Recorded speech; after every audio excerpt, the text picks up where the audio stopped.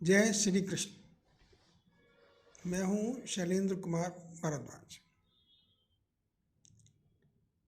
भगवान श्री कृष्ण का पूरा जीवन चरित्र हमको कई संदेश देता है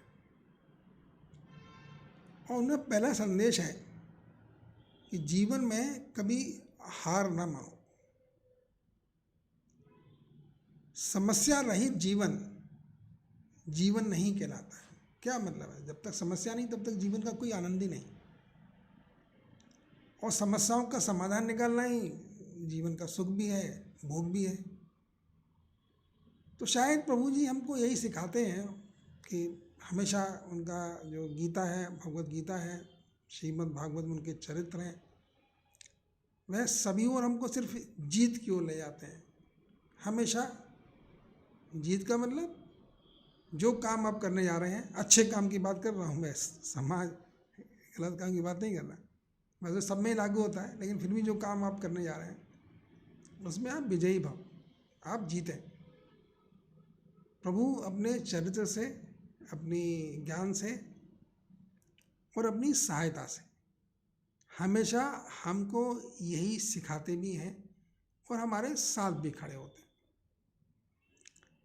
कैसे संयोग होते हैं। कल मैंने एक बात कही थी कि भगवान हमको सद्बुद्धि दो और हमारे साथ खड़े हो। तो भगवान की सद्बुद्धि यही दी हुई है कि हमेशा कर्म में ही आनंद लो, कर्म की सफलता के लिए पूरा प्रयास करो,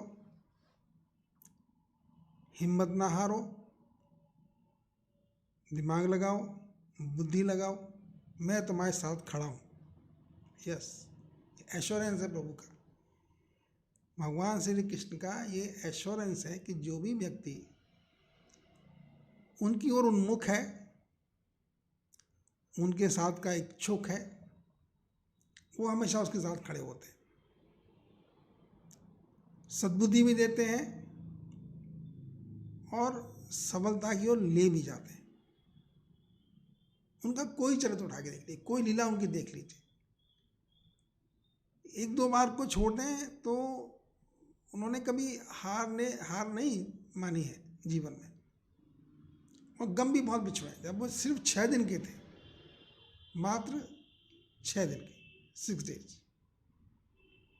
तब पूतना नाम की एक राक्षसी उनके प्राण लेने के लिए आ गई। अब यहाँ देखिए, कृष्ण भगवान की जो लीलाएं हैं ना, वो हमको बहुत से संदेश देती है, संदेश देने के लिए है। उनकी सब लीला हमको संदेश देने के लिए है। ये हमारा काम है कि हम उन संदेशों को समझें। यहाँ पर एक वर्ड है राक्षसी। राक्षसी मीन्स जिसके अंदर जहर भरा हुआ है, जो कुटिल है, कपट है, जिसके अंदर सद्भावना नहीं है, दूसरों के प्रति संवेदना नहीं है, वो राक्षस तुल्य हैं। जो अहंकारी हैं, कपट करते हैं, संवेदना रहित हैं, किसी के प्रति सहायता करने की इच्छा नहीं रखते, हमेशा अपने ही बारे में सोचते रहते हैं, ऐसे कुछ करेक्टरिस्टिक्स जो हैं वो राक्षसी प्रवृत्ति की ओर इंगित करती हैं। इसके विपरीत दैवीय प्रकृति हो जाती है। तो पूतना आ गई मारने। अब भगवान की लीला, भगवान कृष्ण की लीला, तो वो तो अपने स्तनों में जहर लगा के लाई थी उनको मारने के लिए, और भगवान ने उसका जहर पीना शुरू कर दिया। अंतगत्वा पूतना का वध हो जाता है, लेकिन उसको गति मिलती है माँ की, स्वर्ग मिलता है उसको। अब यहाँ पर भी देखिए, दो अलग चेष्टाएं आ गई। भगवान कृष्ण उसका जहर पी लेते हैं और फिर उसको गति देते हैं माँ की, क्योंकि उन्होंने उसका दुग्ध पान किया है। और उसको जो कहा गया होता है कि जो परम सिद्धि है, जो अंतिम श्रेष्ठतम व्यक्ति की जो अंतिम अवस्था होती है, मंजिल होती है, वो उसको प्राप्त हो जाती है। क्या आशा है इसका कि जब भगवान श्री कृष्ण हमारे अंदर होते हैं, हमारे साथ होते हैं, तो हमारे अंदर का जो जहर भरा हुआ है ना, जो हमारे अंदर कुटिलता है, कपट है, जो कुछ भी हमारी राक्षसी प्रवृत्तियाँ हैं, वो उनको सबको छीन लेते हैं, हरण कर लेते हैं और हमको देवतुल्य बना देते हैं। यस, जब भगवान श्री कृष्ण आपके साथ होते हैं तो आपके अंदर का सब जहर निचोड़ करके, पी करके आपको देवतुल्य स्थान दे करके एक श्रेष्ठ मानव बना देते हैं। इस तरह का मानव बना देते हैं जो उनकी मित्रता का पात्र बन सके, जिसके साथ वो खड़े हो सकें। क्योंकि साथ में वो तभी खड़े होंगे जब कोई इंसान अच्छा अर्जुन होगा, अच्छा इंसान होगा अर्जुन की तरह से, उसी के साथ वो खड़े हो सकते हैं। तो सबसे पहला काम भगवान क्या करते हैं, हमारे अंदर की जो राक्षसी प्रवृत्तियां हैं उनको पी लेते हैं, निकाल देते हैं और हमको एक अच्छा इंसान बना देते हैं, अर्जुन तुल्य हमको बना देते हैं। जाओ, निष्कपट हो जाओ, संवेदना से युक्त हो जाओ, दूसरों की सेवा में लगो, किसी भी काम में असफलता की ओर से परेशान ना हो। परिश्रम करो, खूब जीतो, जीतो, विजयी भव। जीतना ही तुम्हारा लक्ष्य है, हारना नहीं। हार के गांडीव को रखना नहीं है। जो भी कर्म सामने दिखाई दे रहे हैं मन लगा के करो, मेहनत से करो। ये प्रभु जी का एश्योरेंस है अगर हम प्रभु की शरण में बैठ जाते हैं। क्योंकि प्रभु जी ने एक ही काम किया कि हमारे अंदर से जो जहर तुल्य चीज़ें थीं वो खींच ली, और जब जहर रूपी जो पदार्थ थे वो खिंच गए हमारे अंदर से, वो तत्व खिंच गए हमारे अंदर से, फिर तो मैंने अमृत ही भरा, अमृत ही बचा, हम तो खुशी खुश हैं। तो ये भगवान कृष्ण की विभूतियाँ हैं। उन्होंने एक नई चीज़ गठित की, उसमें नया शब्द बोला, योग माया। इसका मतलब यहाँ उल्लेख है योग माया का कि भगवान कृष्ण ने की जो जेल के दरवाजे खुले, कट गए थे, ताले खुल गए थे, और नंद बाबा के यहाँ जो बच्ची थी वो योग माया थी। योग माया को भगवान कहते हैं उनकी शक्ति। योग माया भगवान श्री कृष्ण की शक्ति भी है, उन जैसी ही हैं। अब यहाँ पे आँख खुल जाती, खुलने सोचना चाहता हूँ मैं कि अच्छा, जब भगवान कृष्ण की योग माया थी, योग माया, योग की शक्ति, तो हम भी तो कर सकते हैं।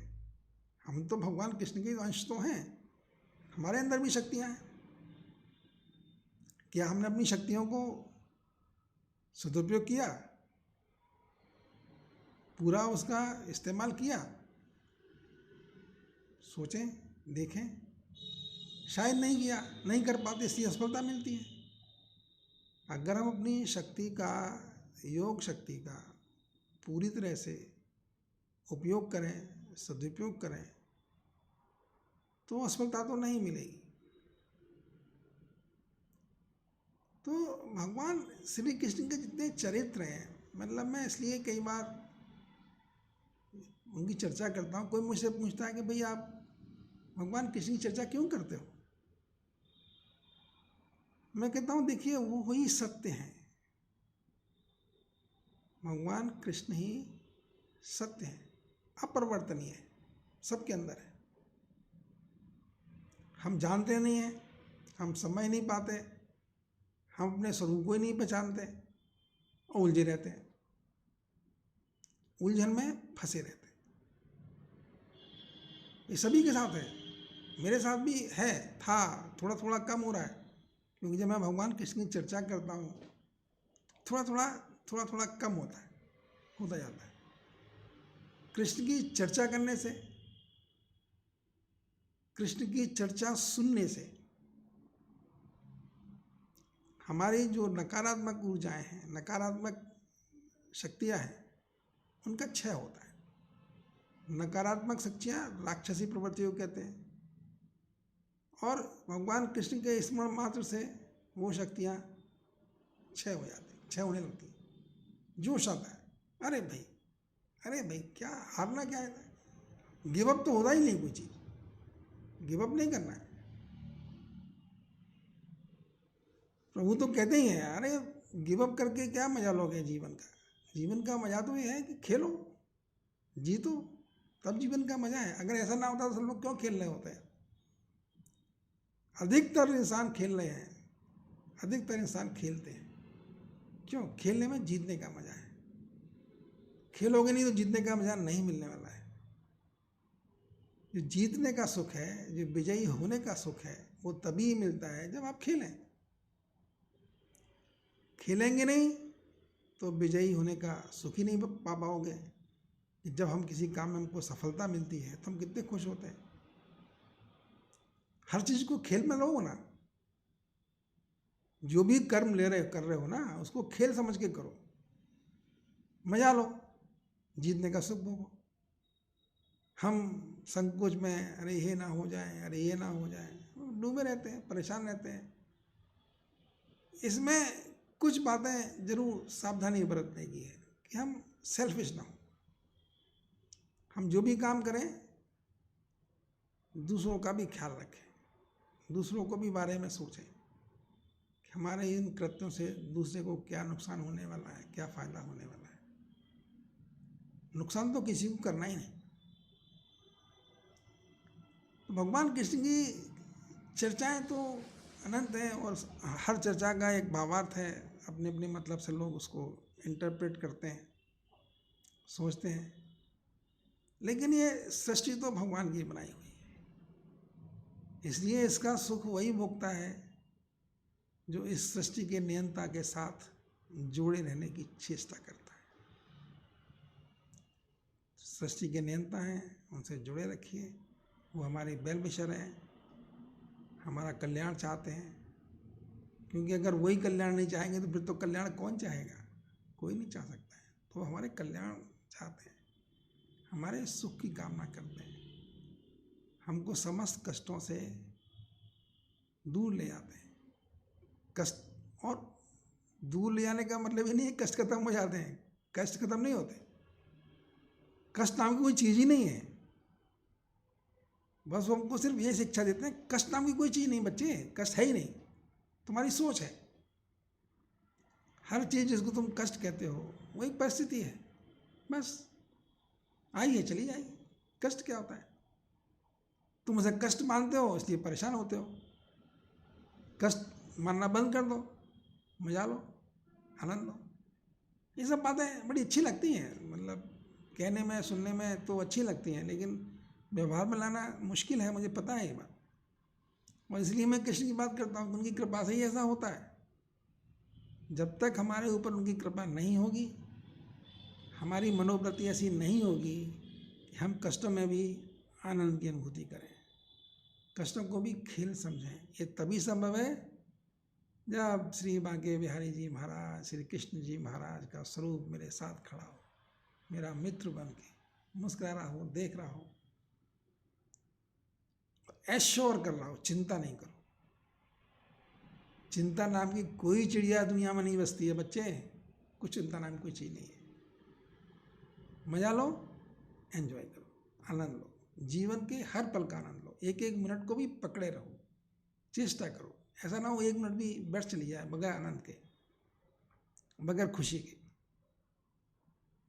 तो हमेशा खुशी रहे जीवन में, हमेशा आनंद रहे जीवन में, ऐसी हमारी कामना भी है, कोशिश भी है। और कृष्ण की गाथा का मतलब ये है कि कृष्ण के साथ रहोगे, कृष्ण की बात सुनोगे, कृष्ण में मन लगाओगे, कृष्ण का साथ मांगोगे, सद्बुद्धि मांगोगे तो मिलेगी। और जब कृष्ण का साथ मिलेगा तो विजयी भव ही होगे।